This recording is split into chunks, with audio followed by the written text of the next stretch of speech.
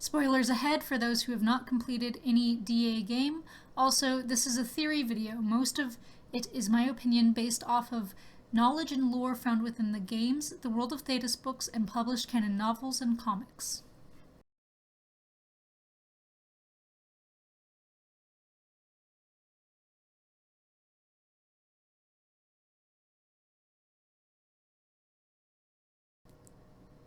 Is Elgar'nan a sociopath, and what changes if he is? I will break down Elgar'nan to see if he holds the traits which make him a sociopath, from what can be seen in the lore. One of the behaviors of a sociopath is a lack of remorse, guilt, or shame. A major part of this is having a deep rage which can boil below the surface before bursting out and then vanishing just as quickly. Oftentimes within the lore, Elgar'nan is depicted as one with a lot of rage. In the Codex entry, The Judgment of Mithal, one line stands out. Whenever one of the people wronged another, they would not call on Elgar'nan to avenge them, for his fury would destroy all it touched. This one line points to the fact he had an extremely foul temper. Elgar'nan's fury was so great it consumed those around him, yet it isn't the only such case of showing him with a temper. The Codex entry Vir Derthra, Signs of Victory, the final line of the memory says, "Light radiates from the Eidolon's narrowed eyes and its snarling mouth." A snarl is a threatening way to look, one which invokes terror and makes it clear one is enraged.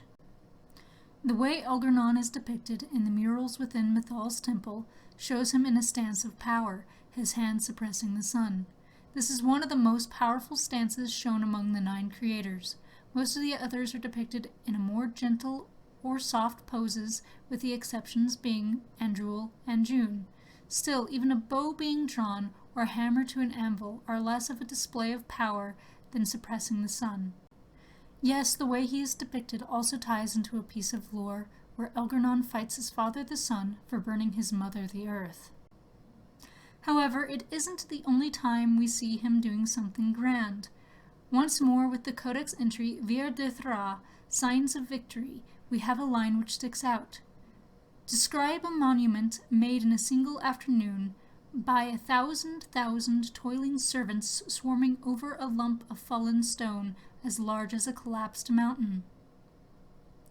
As large as a collapsed mountain. Mountains by their very nature are massive.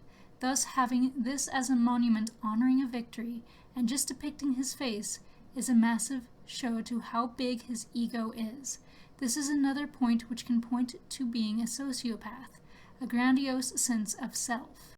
There is more to being a sociopath than this, but much of it would be well hidden for Elgar'nan, given the position of power he's possessed since the early history of the elves.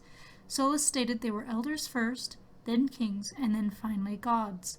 Elgar'nan could have easily manipulated circumstances to retain power. What does Elgar'nan being a sociopath change within the story? Honestly, nothing. In fact, it makes certain previously unexplainable events fall into place. All it really changes is a certain perception held by Solus at the end of Trespasser. With Elgar'nan being a sociopath, it would explain why Mithal ended up siding with Solus over her husband. This is due to the fact a sociopath is incapable of love. With a certain degree of charm and the ability to manipulate, however, Elgar'nan could have feigned love for Mithal and their children. My question to you, do you believe Elgar'nan could have been a sociopath? Why or why not? What do you think it would have changed? I would love to see your opinions in the comment section below.